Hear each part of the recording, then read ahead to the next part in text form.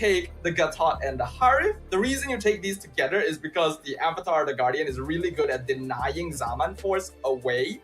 But with Valentina around, RQ can still deal with that somewhat. And the Hilda we talked about earlier, going to be picked up for RQ. Oh, wow. I mean, okay, let's take a look on the band side, okay? We already see Araki Hoshi, great respawn coming in, and Hilda-wise, the question is, can they actually time it very right to actually shut down every movement coming in from King Kong? Because again, with the meta from the side of Hilda, the skill 2 is very useful for the side of Araki Hoshi. If you really mess around with all the resources that King Kong needs, that would be really good. On the other side, we do see Onyx picking up Edith, also a really good coming in for the side of Fnatic Onyx PH, and they also have Vexana on the line. More AoE, much more going in control wise for the team of Fnatic Onyx PH right now. Yeah, Vexana is basically the only real mid option Onyx has left over since Loi was banned out, and Aurora isn't actually very good at dealing with heroes like Cho and Xborg, so having that Terrified maybe handle the Hilda diving on top of you makes a bit more sense, and with the Edith setup, there's good damage potential overall on the side of Fnatic Onyx.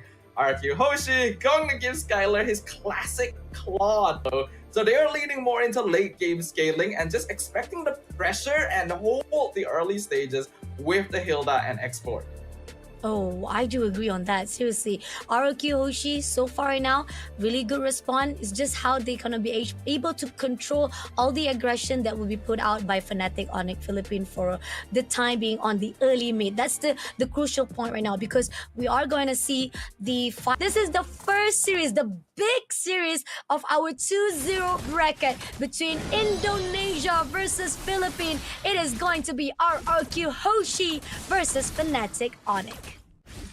This is going to be a game to keep an eye on, ladies and gentlemen. As we know, the global series right around the corner. So establishing dominance here in the Snapdragon stage is going to set up that momentum you need for the rest of the year. And I think the drafts that we have here exactly suit the styles that Indonesia and Philippines are known for, with this side of Indonesia wanting to go for a little bit more of that early game and maybe set things up, while Fnatic Onyx, we know that they want to be able to take control of that mid game and just slowly tighten the grip around their opponents. Agree, definitely. All right, so far, so smooth. A great cover coming in. I mean, we do see invasion coming in between Susujin as well as Kyler. Kyler gonna be in the pick right now. Oh, almost close enough to be tagged out, but with a dash, he still managed to survive it out. And we do see at least Brusco is on the light side. Whatever it is, he'll be able to be backed up. But that was a really too close to tell whether or not Hoshi was able to be taken down our one Kelra. But nevertheless, he'll still be able to hold his ground, and he had to back away to recall himself. Sujin, it's expected that he's going to be putting a little bit more attention towards the gold lane here, but in the mid lane, Risco taking quite a lot of damage himself. Oh, coming in, and now we do see the first fight coming in by Kurt, taking down Duran first. The attempts coming in from Duran try to shut down Fnatic Onyx is not gonna be able to do so now. Edok and Rince gonna wait it out for Susujin to be actually hold it out, but this turtle is already in the hands of Kikon, and now they're gonna pushing in for the script itself. Kikon takes down Edok immediately with the Spirit of Alpha, now pushing straight away to the side of the one and only Susujin, but doesn't manage to put it. But that was already a good win with one kill on the side, as well as the turtle to be taken into Fnatic Onyx. It is very much expected that Fnatic Onyx should control the early game with an Alpha, Edith, and Gatot Kacha. It's a lot easier for them to take control of objectives, and they just have generally more damage compared to RRQ Hoshi. For RRQ, they gotta hold the early game and focus on giving as much farm to Rince and Skylar as possible, with the Claude being the more obvious. That's why you're going to see a little bit more ganking towards the gold lane to make sure that Claude wins out against the Harith, because usually Harith is the winner here in this 1v1 lane matchup. Oh, that's totally agree. And here on out, we do see a 1v1 matchup coming in from Kurt as well as Dirin. Airborne comes through, and now Kurt's trying to do it damage as much as he could. But I mean, you're talking about fighting off with Dirin. I mean, a lot of the mobility wise, survival and sustainability coming in from him. It's not going to be easy. Attempts coming in from the side of Kurt himself, but he's still not giving up. But he's got to be careful. Along the side of RRQ is going to be Susujin is just overlooking, and it seems that King Kong gets the input as well, and they will deny it as well. Now, Rince moving away as quickly as possible before being tagged out. At least a reposition is a good in favor coming in from Arakyoshi, but they really gotta hold off for a while because the aggression being put out by a Fnatic Onyx at the moment right now, it's really scary. Yeah, I feel a little bit bad for Tyrant because when you are on a Hilda, you're usually the one causing havoc and pressure on the map. But because Onyx just has so much early game damage and they're dealing with an alpha jungle, the Hilda cannot actually invade to try and disrupt King Kong. He just has to try and win out a lane priority, which is already kind of difficult against an Edith, so that they can roam and actually stop Onyx from being overly aggressive on other parts of the map. Unfortunately, Onyx not really being stopped by that. They're going to start contesting the turtle against Sutsujin. Oh, coming in straight with the Spirit of Alpha, pushing in straight. Airborne comes through. Darren trying to push it straight away to King Kong, but doesn't manage to get the kill he's needed. He's not getting a lot of damage, but the turtle has already been picked up and pushing in right now. Is trying to push in, but RQ Hoshi doesn't get the target that they needed. Fnatic on it, they're gonna actually get away already. They already got what they needed, but damage comes through from Susujin. Double kill taking down Kirk as well as the side of Brusco. Now that's what is needed coming in for the side of RQ, but at the same time, this is gonna be tough for the side of Team Fnatic Onyx, as at least RQ Hoshi gets the trade that they needed. That is exactly what RQ Hoshi is looking for, and actually a massive win, because up until now I have been mentioning that Fnatic Onyx should be stronger at this stage of the game. They just have more presence and damage overall, but extended the team fight a little bit too far, and RQ beautifully managed their resources and positioning, playing around the healing being provided by the Revitalize so that they could prolong the fight and then re-enter once Onyx had overextended in the mid lane. Because of that, Sutsujin now has a little bit of an EXP lead against King Kong, and RQ has even up the net worth difference. As long as they keep the gold even and Skylar does not die, this game is going in their favor. Agree, definitely. And a little bit struggle coming in from the side of Darius, where no matter how much you try to put out a potential to fight off with Kurt, it's still not enough. And going into the side of Susujin, I agree on the note. Hopefully, Arakyoshi can be potentially to cover and control the movement that they are required right now to move into the mid game. And so far right now, we do see that Team Fnatic Onyx is gonna actually try to team up right at the top, gonna actually try to give a lot of pressure to Skylar as well as Ido, but it will be denied instantly. Team Arakyoshi, really good grounding, really good coverage right now for both teams. It's really tie up for both of the teams right now.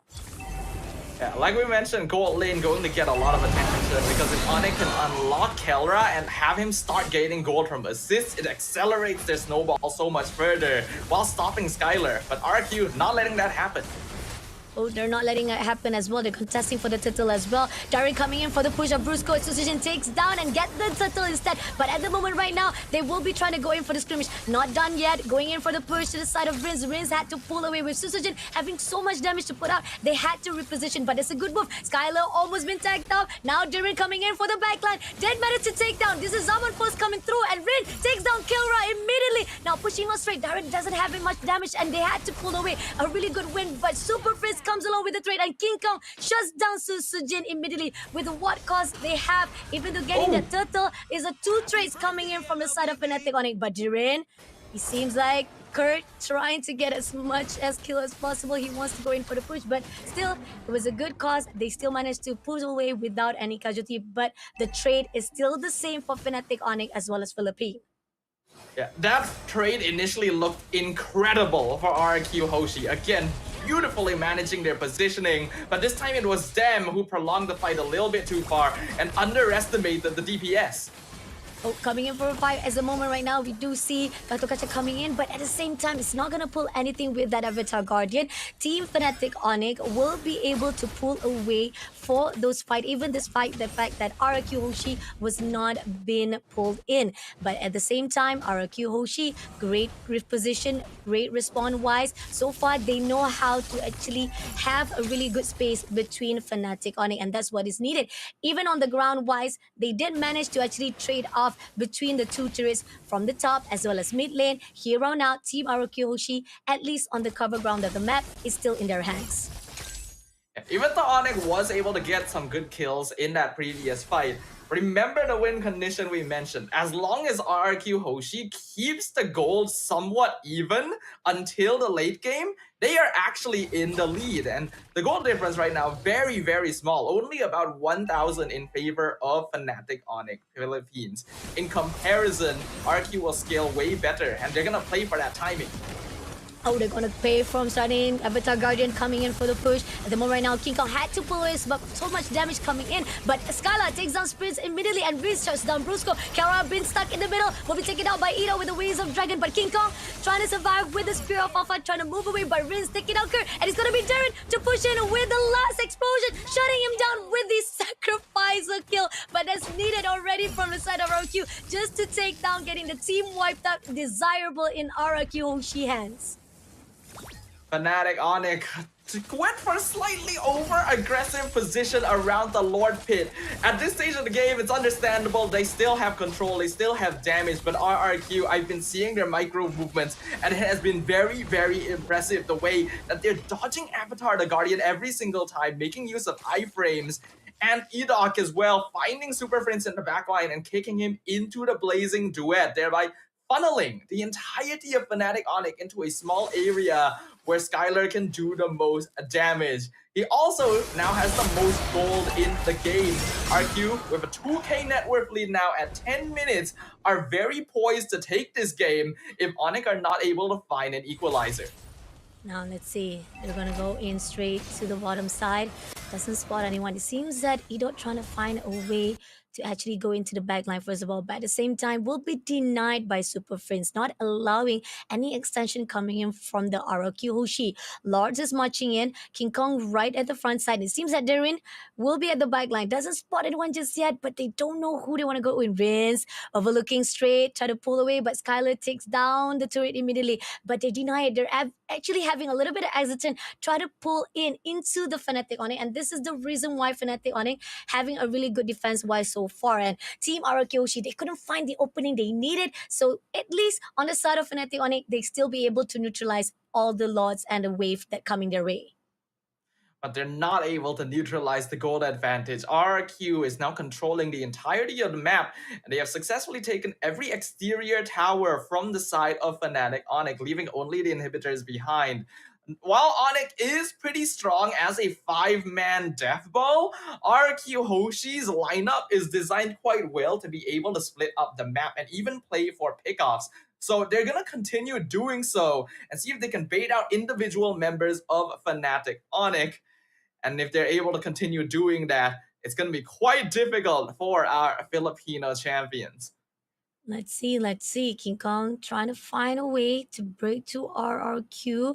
So far, Brusco just waiting for the right time. The fact that RRQ, I like the positioning wise, they're denying every Avatar Guardian been put out by Brusco. And that's the reason why it's not in the favor of Fnatic Onyx every time they go into team fights. So that's the motion where we're seeing RRQ Hoshi positioning wise is very important for their keys. Now, Kara trying to actually bait out RQ, trying to actually pull them in. And the best part about it is that Team RQshi, they don't need to worry about anything. They're literally prioritizing on the lane side. As long as they allow those waves come in and keep giving pressure to Fnatic Onyx, it's still gonna be in their favor. It's a very interesting picture to see here because we typically expect PH teams to always be superior in terms of macro. But because of the draft matchup for this game in particular, RQ Hoshi are taking care of that incredibly well since all of their heroes are either durable on their own or have built-in escape mechanisms so that they are able to split push waves without needing to worry too much about getting ganked. Not to mention that Kirk is the only really reliable form of CC that Fnatic Onyx has. He has to find Skylar, and that is after baiting out a Purify. Otherwise, RQ Hoshi just has so many ways of controlling team fights. Oh, going in straight for the Waves of Dragon, taking down Kikong. So much damage put out. Spear of Alpha pushing in, try to give as much pressure, but it's not going to do anything as they push into Brusco instead. Getting double kill from the Rise of Rings, but at the same time, Rings is a little bit overextension, had to be shut down by Kara with the Zaman Force. But at the same time, right here, we do see Susujin going to go in for all the burst that is required, but it's not going to be enough. That trade's coming in 2-2-1, and they're going to push it all out to the side of Kurt, as well as going into Kara, immediately shutting him down, and going in with the power of Wilderness, a little bit overextension to the side of Jiren, but Kurt still survive it out. Prince takes down E-Dot immediately. This Lord is smashing in a really good overextension, as giving that advantage to the side of Fnatic Onyx. But at the same time, Susujin overlooking to the side of Prince, but here on out, Kurt picks him up immediately as Susujin had to back away, having so much damage, and in the end, the Lord, a little bit those overextension is giving those potential to Fnatic Onyx to reverse this back, the effect into RQ Hoshi. I really like the decision that was made by RQ to just rush in and try to take out the remaining members so that they could end the game with the Lord. Unfortunately, they went a little bit too far, and Kirk was luckily able to survive with a tiny bit of HP, because if the Eden had gone down, RQ would have definitely ended the game right there and then. With that though, that does give Onyx a little bit more breathing room, but they only have one inhibitor on very low HP to hold on to. Whatever happens, this next Lord must go into their hands, or RQ should be able to quite easily whittle down the crystal. Right, 81 seconds to go for the Lord. Is either they will try to actually push those team fights, or will they actually try to go in for the team fights along that Lord lane? But here on out, E-Dog is just trying to overlook. He will try to find a way to actually pick it up. Rings, a little bit overextension will be denied by Super Friends, and not only that, they're pushing in straight away, giving a lot of damage. They're gonna actually push on for that last turret immediately, but not gonna be doing it a lot of favor, but just need one more push. Will be denied instantly by Fnatic. Just one more hit could have actually got that turret, but in the end, Fnatic still giving a lot of pressure, not allowing RQ Hoshi to even come in.